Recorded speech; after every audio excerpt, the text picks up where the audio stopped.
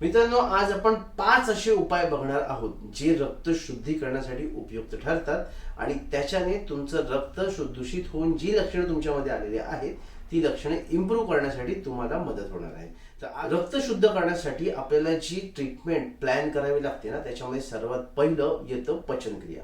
पचनक्रिया जर चांगली असेल, आपले इंटेस्टाईन चांगलं असेल, आपले अन्न व संस्था ही सशक्त असेल, तर काय होणार आहे, तर आपण जे पण अन्न खाऊ ते चांगल्या प्रकारे पचलं जाईल आणि जे शरीराला नको आहेत हे भाग योग्य पद्धतीमध्ये आणि यशस्वीरित्या बाहेर काढून टाकले जातील आणि शरीरासाठी ज्या गरजेच्या गोष्टी आहेत, ज्या शुद्ध गोष्टी आहेत, त्याच ऍब्झॉर्ब केल्या जातील. त्याच्यामुळे रक्त शुद्ध करायचं असेल तर सर्वात पहिलं आपल्याला काय उपाय करायला पाहिजे, तर पचनक्रिया सुधारायला पाहिजे. मग पचनक्रिया सुधारण्यासाठी आपल्याला आहार असा घ्यायला पाहिजे ज्याच्याने रक्त शुद्ध होईल. तर सगळ्यात पहिलं आहार म्हणजे साळीच्या लाह्या.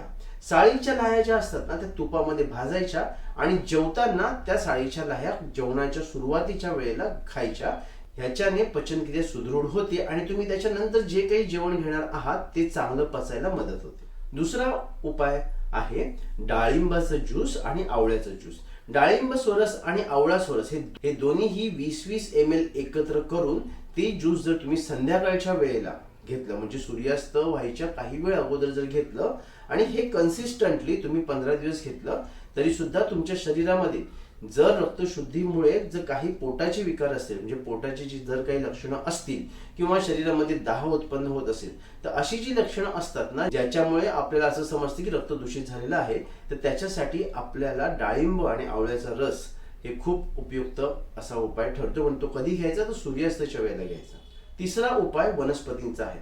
चंदनाचं चूर्ण, मुस्ता चूर्ण आणि वाळा चूर्ण हे तिन्ही चूर्ण समप्रमाणामध्ये एकत्र करून त्यांचा काढा बनवून सकाळी 10 वाजता आणि दुपारी 2 वाजता जर तुम्ही घेतलात, तर रक्तामध्ये जी उष्णता वाढलेली असते आणि त्याच्यामुळे जे रक्त दूषित झालेलं असतं ते कमी होण्यासाठी मदत होते. आणि त्याचबरोबर जर रक्तामध्ये कफ वाढून रक्त दूषित झालं असेल तरी सुद्धा हे ते कमी करण्यासाठी मदत करतं. याच्यामध्ये हे तिन्ही चूर्ण समप्रमाणामध्ये एकत्र करावी आणि मग त्याच्यातून दररोज 1-2.5 ग्रॅम चूर्ण 1 ग्लास पाण्यामध्ये टाकून उकळवून ते सकाळी 10 वाजता आणि दुपारी 2 वाजता या काळामध्ये घ्यावं, ज्याच्याने रक्त शुद्ध होण्यासाठी तुम्हाला मदत होईल.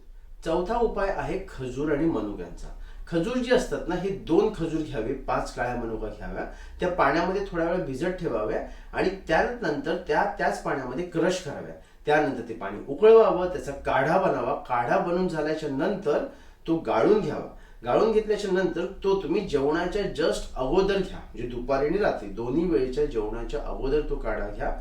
तुमचं जेवण पचण्यासाठी मदत होईलच, पण त्याचबरोबर रक्त शुद्ध होण्यासाठी सुद्धा मदत होईल. तर मित्रांनो, हे झाले 4 उपाय जे रक्त शुद्धीकरणासाठी तुम्हाला मदत करतील. हे करूनही जर काही फरक नसेल पडत, तर तुम्हाला जवळच्या डॉक्टरकडे जाऊन दाखवणं गरजेचं आहे.